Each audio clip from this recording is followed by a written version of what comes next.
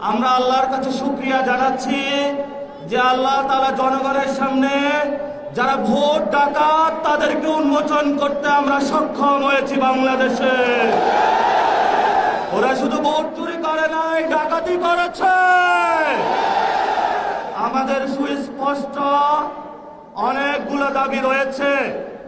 আজকে নির্বাচনের পরে 11 দলীয় যে ঐক্য রয়েছে, আমরা জনগণের সামনে উপস্থিত হয়েছি। আমরা প্রথমত বলতে চাই, পার্লামেন্টে যে ভোট ডাকাতরা গিয়েছে, জনগণের সামনে আমরা বিরোধী দল হিসেবে হাজির হয়েছি। আমরা রাজপথে থাকব। কড়ায় গন্ডায় ইঞ্চি ইঞ্চি করে জনগণের উপরে জ্বালা ভোটের ইঞ্জিনিয়ারিং করেছে, ভোট ডাকাতি করেছে, নতুন ভাবে জুলুম চাপিয়ে দেবার চেষ্টা করছে। আমরা তাদের কাছ থেকে বুঝে নেব ইনশাআল্লাহ। তৎকালীন সময়ে সংস্কারের নিয়ে বলা হয়েছিল, সংস্কার এবং নির্বাচন বিরোধী করার চেষ্টা চালানো হয়েছিল, ট্যাগ দেওয়া হয়েছিল ওরা নির্বাচন চায় না। আমরা তোমাদের চোখে আঙ্গুল দিয়ে দেখেছি, আমরাই বাংলাদেশে গণতন্ত্র চাই, তোমরা চাও ভোট ডাকাতি করতে। এখন সময় এসেছে, কোন ৯/৬ চলবে না। সংস্কারে জনগণে যে হ্যাঁ ভোটে ম্যান্ডেট দিয়েছে, দ্রুত বাস্তবায়ন করতে হবে। সাথে সাথে বাংলাদেশে সন্ত্রাস, চাঁদাবাজি, দখলদারিত্ব বন্ধ করার উদ্যোগ নিতে হবে। এবং নির্বাচনের আগে আমরা এই বাইতুল মোকাররমে দাঁড়িয়ে একটি প্রটেস্ট করেছিলাম।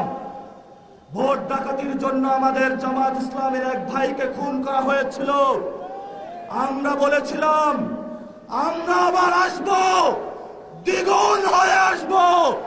এসেছে দ্বিগুণ হয়ে। আমাদের ভাইয়ের হত্যার বিচার বুঝে নিতে হবে। রাজপথ সংগ্রাম জারি রাখতে হবে। যেই বোনদের উপরে আক্রমণ করা হয়েছে, পেটে লাথি মারা হয়েছে, বোরকা ধরে টান দেওয়া হয়েছে, গুলিবিদ্ধ করা হয়েছে, পা ভাঙা হয়েছে, প্রত্যেকটির হিসাব কড়ায় গন্ডায় আমরা ইঞ্জিনিয়ার তারেক রহমান থেকে বাংলাদেশে বুঝে নেব ইনশাআল্লাহ। আমরা একমাত্র ভয় পাই কার কাছে? আল্লাহ ছাড়া আমরা কারো কাছে ভয় পাই না। হে মালিক, তুমি আমাদের রক্ষাকারী, তুমি আমাদের রিজিক দাতা। যারা এই বাংলাদেশে জনগণ 17 বছর অপেক্ষা করেছিল, আমাদের অধিকার ছিনিয়ে নিয়েছে, ভোট ডাকাতির মাধ্যমে ভাইদেরকে হত্যা করেছে। আরশের মালিক তোমার মালিকের বিচারে আমরা বিচার রেখে গেলাম। তুমি তাদের দৃষ্টান্তমূলক শাস্তি বাংলার মাটিতে জনগণের সামনে করবে। আমরা আজকে তোমার মসজিদের সামনে বিচার রেখে গেলাম। বাংলাদেশের মানুষ হতাশ হবেন না।